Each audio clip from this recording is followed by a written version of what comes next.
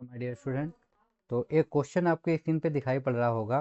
Question दिया गया है हमको, फिजिक्स का है, क्लास 12th से, और ये 2024 में आया हुआ क्वेश्चन है। सेट है एफबी।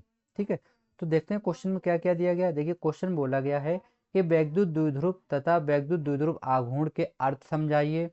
किसी वैद्युत द्विध्रुव में +20 माइक्रोकूलाम तथा -20 माइक्रोकूलाम के आवेश 1 सेंटीमीटर की दूरी से विभेदित हैं। द्विध्रुव के ध्रुव से 1 मीटर दूर किसी अक्षीय स्थिति पर वैद्युत क्षेत्र की तीव्रता ज्ञात कीजिए।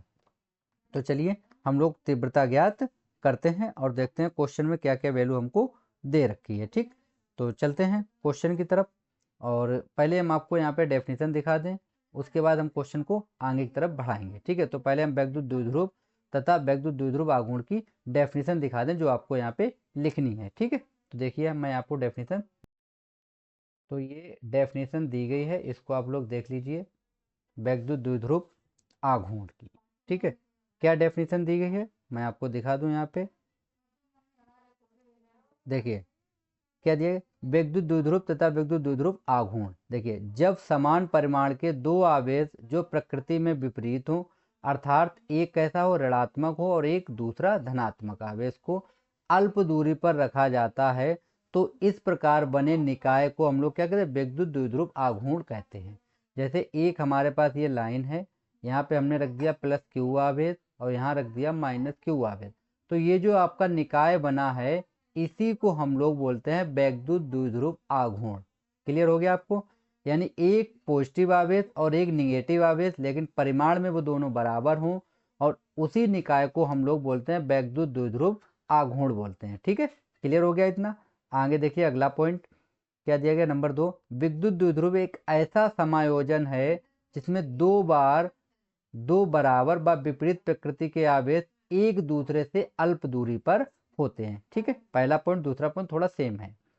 दूसरा में दिया गया किसी एक +Q या -Q आवेश तथा दोनों आवेशों के बीच की दूरी कितनी होती है, 2L होती है, के गुणनफल को विद्युत द्विध्रुव आघूर्ण कहते हैं। इसे हम लोग P द्वारा प्रदर्शित करते हैं। ठीक है, अब जैसे एक हमारे पास आवेश रखा -Q और एक आवेश रखा हमारे पास +Q, तो ये यहाँ से यहाँ तक की जो एक निकाय बना है, इस निकाय को हम लोग बोलते हैं वैद्युत द्विध्रुव। ठीक है, और ये जो बिंदु P से इसकी दूरी L दी गई है और इसकी दूरी L दी गई है, तो टोटल दूरी जो हमारे पास हो गई है वो कितनी हो गई, 2L। तो 2L दूरी और जो आवेश होता है उनका गुणनफल, यानी P बराबर हमारा हो जाता है 2QL। तो ये होता है हमारा वैद्युत द्विध्रुव आघूर्ण कहलाता है। क्या कहलाता है, वैद्युत द्विध्रुव आघूर्ण कहलाता है। डेफिनेशन ये पॉइंट आप अवश्य लिखें, नोट इनको कर लीजिएगा आप सभी। ठीक है, फिर देखिए वैद्युत द्विध्रुव आघूर्ण की परिभाषा हम लोग देख लेते हैं क्या होती है। देखिए, वैद्युत द्विध्रुव किसी भी एक आवेश तथा दोनों आवेशों के मध्य की दूरी के गुणनफल को विद्युत द्विध्रुव आघूर्ण कहते हैं। ठीक है, वैद्युत द्विध्रुव आघूर्ण एक कैसी राशि है, एक सदिश राशि है। फार्मूला आपको यही लिखना है, P बराबर 2QL। ठीक, फिर आपको दिया विद्युत द्विध्रुव आघूर्ण को हम लोग P से प्रदर्शित करते हैं, और ये होता है आवेश गुणे बीच की दूरी। तो ये P बराबर आपका कितना हो जाएगा, Q इंटू 2L हो जाएगा। ठीक है, मैंने यहाँ पे पहले लिख दिया था, तो P बराबर फार्मूला बन गया हमारा 2QL। मैंने यहाँ पे पॉइंट वाइज पॉइंट लिख के दिखाए, तो आप वैसे ही इनको लिख लीजिएगा। तीसरा अगला पॉइंट है, विद्युत द्विध्रुव आघूर्ण का मात्रक क्या होता है, तो इसका मात्रक होता है कूलाम इंटू मीटर। ठीक है, वैद्युत द्विध्रुव की विमा क्या होती है, M। ये विमा मैंने यहाँ पे लिख के आपको दिखाई, विमा आप देख लीजिए।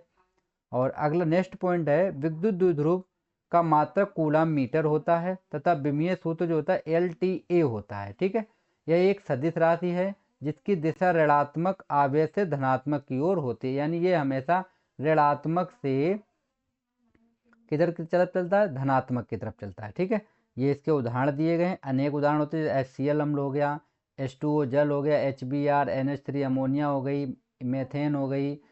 ठीक है, ये वैद्युत द्विध्रुव के सभी उदाहरण होते हैं। तो मैंने आपको जितना यहाँ पे कंटेंट दिया है, ये मोस्ट इंपॉर्टेंट कंटेंट है, इसको आप नोट अवश्य कीजिएगा। मैंने यहाँ पे कोई भी फालतू चीज़ नहीं लिखी, जितनी भी आपके काम की चीज़ें हैं वही मैं पॉइंट यहाँ पे आपके पास लेके आया था। ठीक है, और ये क्वेश्चन 5 नंबर का था, तो इतना तो आपको कंटेंट लिखना ही पड़ेगा। ठीक है, अब चलते हैं हम लोग क्वेश्चन की तरफ, और क्वेश्चन क्या आपको दिया गया था उस क्वेश्चन को अब हम लोग सोल्व कर देते हैं। ठीक है, क्वेश्चन में न्यूमेरिकल भी दिया गया है।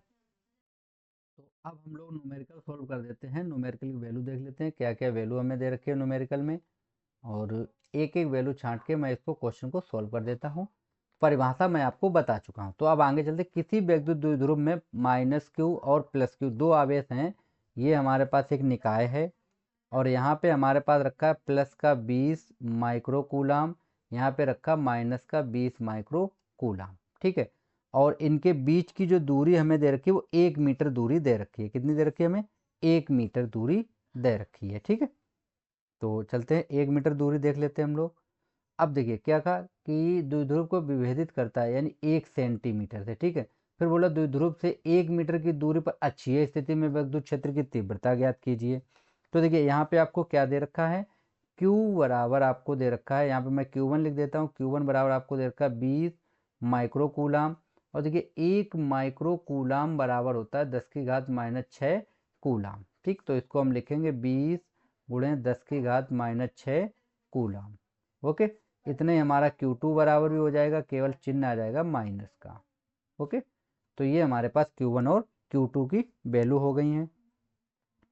अब इनके बीच की दूरी हमें दे रखी है, यानी 2L बराबर हमें दे रखा है 1 सेंटीमीटर। कितना दे रखा है हमें? 1 सेंटीमीटर। तो अगर इसको हम लोग मीटर में चेंज करेंगे तो ये हो जाएगा 1 गुणे 10⁻⁻2 मीटर हो जाएगी। ठीक, कितनी हो जाएगी? मीटर। और R बराबर हमें कितना दे रखा है? R बराबर, यहाँ पे एक बिंदु है हमारे पास P, तो ये भी दूरी दी गई हमको। R बराबर हमको दे रखा है 1 मीटर की दूरी पर स्थित है। ठीक है, अब हम देखते हैं वैद्युत द्विध्रुव की अक्षीय स्थिति में वैद्युत क्षेत्र की तीव्रता। तो देखिए अक्षीय स्थिति में फार्मूला होता है अक्षीय स्थिति में। ठीक है, तो देखिए अक्षीय स्थिति में क्या होता है, तो ये होता है E बराबर होता है 1/4πε0, ये हो जाएगा P/2P/r3। ठीक है, और अभी मैंने आपको बताया P बराबर क्या होता है, 2QL होता है। क्या होता है? 2QL होता है। ठीक है, तो चलिए यहाँ पे वैल्यू को मैं पुट कर लेता हूँ।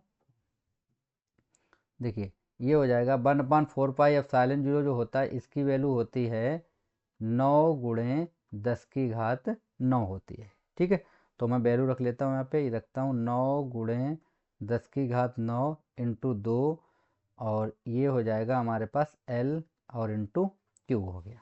ठीक है, तो यहाँ पे वैल्यू पुट कर लेते हैं हम जल्दी से, और देख लेते हैं क्या क्या वैल्यू हमको दे रखी है। ठीक, और इंटू में 2 रहेगा, एक 2A एक P वाला आएगा। ठीक है, अपॉन में रहेगा RQ, R की वैल्यू 1 है तो 1 आप 3 बार लिख दीजिए।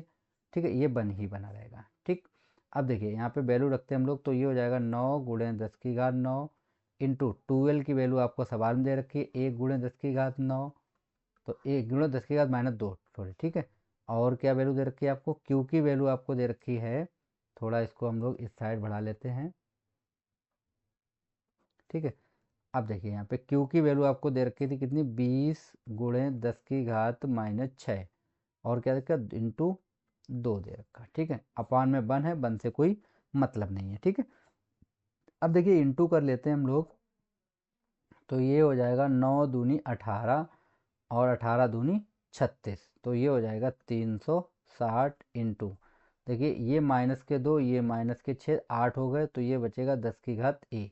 कितना बचेगा? 10⁻1 बचेगा। ठीक है, अब देखिए हम पॉइंट को 2 डिजिट आगे लेके जाएंगे, तो 3.6 इंटू हो जाएगा 10⁻2, और 10⁻1 हमें पहले से ही दिया गया था। ठीक है, तो हम इसको लिखेंगे E बराबर 3.6 इंटू 10⁻, कितना हो जाएगा? 3 हो जाएगा, और इसका मात्रक अभी देखा था हमने क्या होता है, न्यूटन प्रति कूलाम इसका मात्रक होता है। ठीक, तो ये क्वेश्चन आपको पता होना चाहिए, 2024 के जो सेट है FB में आया हुआ क्वेश्चन है, तो आप इसको तैयार कर लीजिएगा। मैंने आपको पूरा कंटेंट आपको लिख के भी दिखाया है और अच्छे तरीके से समझाया भी था। ठीक है, थैंक यू।